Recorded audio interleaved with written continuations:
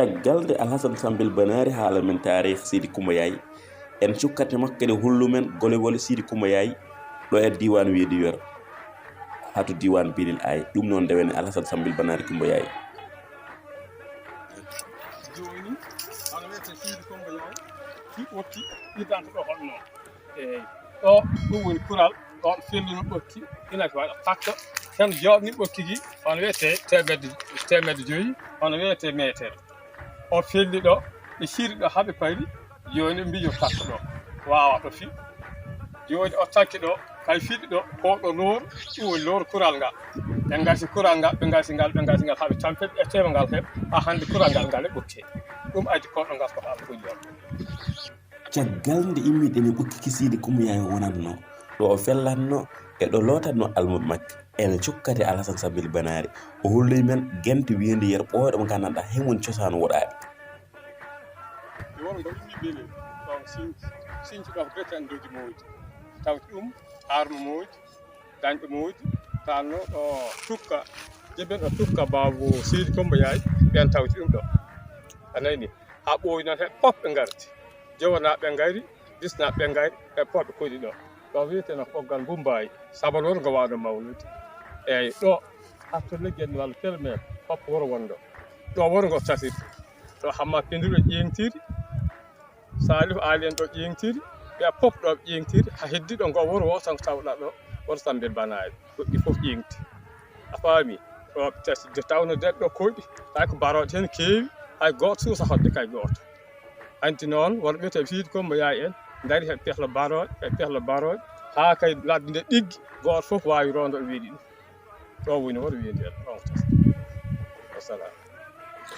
caggal nde immiɗen e gente mo wiyeno yero hemo ɗo sosa hitande 1770 e gondugol dogi moodi on noon ko kanko hoɗanno ɗo diwan wiyeno yero hina wayno noon ko jaboto makko woni taniraɓe makko hina hen jeeya o tawɗum Sidy Coumba Yaye bite tukkal jibin Sidy Coumba Yaye heɓe koɗanno ɗo 1770 ha 1922 caggal ɗum noon hina wayno goro ngo tasi ɓeɗo ɓaari funnagi ɓe ɓaari hirnagi ɓe ɓaari rew ɓe ɓaari worgo ɗum ɗon noon heɗin ɗo e genale ɗe wiindu yero heɗɗo dañi duuɓi 90 ɗum noon wadde en cukkate alhasan sambil banari on tawoy men o holla men ɓulle Sidy Coumba Yaye walla ɓulli ɗi gandanɗa Sidy Coumba Samba Gaye Birom on jamono forage ala woyndu ala ɗo noddeteno noto ko ɓulle asteno ɗum noon wadde cukkane alhasan sambil banari o holli men ɓulli ɗi Sidy Coumba Yaye asno. sen immim e genale ɗe wiindu yero kay mi jahtoto diwana ɓulli ɗi gandanɗa Sidy Coumba Yaye walla mbiya Gaynde Coumba Yaye kanka asidi hintulle ɓulli 18 e nder bilel aya ɗum noon alhasan sambil banari haalan men hullu men ɓulli ɗi Sidy Coumba Samba Gaye Birom asatno toto diwan bilel aya nden hoɗi ɗo ngoɗo woni wiindu yero nden ɗo koyam mawɗo nden noon kilométre 12 a yiyata ndiyam ha Sidy dari ari lappi ɗo peel ay sa heeɓi ɗo ndiyam hanti ha ɗum woni sewnde nayi mbayti emo fuɗi nangue hirde nangue bangeji fof heɗi ɗo cafe o woni ɓulli Sidy Coumba Yaye ɗum woni probléme fuɗɗi as en ɗum fof sewne mawde wonno ɗo hanti ka yiiti ɓulli ɗi hanti fof mbaddi ar ɓe gasa eɓe ɗo cafanaɗe saabu ɗo facture callugol woni kilométre 11 nden ɗon ndiyam ɓuuri ɓallade ndiya wono dañi tan jaa facture callugol 11 kilométre ɗi ɓuɗɗi ɗin jiyata ɗen citaɗe fof ɗo fof aynaɓe jalla e wiide alhasan sambil banari ko koya mawɗo wondo ɗo nde Sidy ari kay wondo no jogino gandal kadi no jogino sembe o ari o wiɗumen ɗo de ndiyam nani ɗo ɓe mbiɗum ala Sidy ɓe mbiɗ ɗo no ndiyam nani ɗo kala asi ɗo daña ndiyam ɓe jeddi Sidy ari asi yaltinɗo ma won 16 ɓundu hina hen jeeya ɓundu wotudu gandanɗa kay koko asi ha tampi o yi toon kaƴal gotal o wina itta kaƴal ngal tehi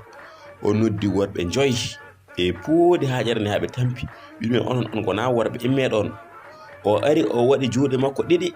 o yekkiti kaƴal ngal worɓe 5 korino yekkita o wakki ngal 8 kilométre hakkoni ɗon bilel aya e to kaƴal Sidy Coumba Yaye fawoy ngal to ko kilométre uji 6 to diwan Goyle ha joni kay sa ari beeloñ koyle ma ɗon tan kaajal mangal sika wi'ama neɗɗo yikkitingal kaajal a jaɓata ɗum ha joni noon sa yeehi ma ɗon taw kaajal ngal hengal wi'e kaajal Sidy Coumba Yaye addi ɓoggal koral noon hoɗo wuro kaytiɗa sundu ɓaliru mawdu ko nenduno caggal wiyeteɗo koral koma won duuɓi 15 hitande fo nde jibina e nder loora he ha kay fon ɓe teski ɗum aynaɓe teskima ɓe mbatiri ke ɓokki koral ngal jibinno ha kay ɗum wondi ɓoggal koral kono adan ko ɓokki windu yara wonɗo hono hande ko mattorno hande capanɗe jeegom ndu doɓɓiteji ko ɓoggal koral saabu sondu jibinata nondu kono wiyete nden ɓokke koral noon to sondu ɓaliru wonata ɗo maaya ndu pinal manggal wandu saygal ɗon jibinatno ko e lowr a timmi duuɓi 15 hitande fo aɗa jibina loode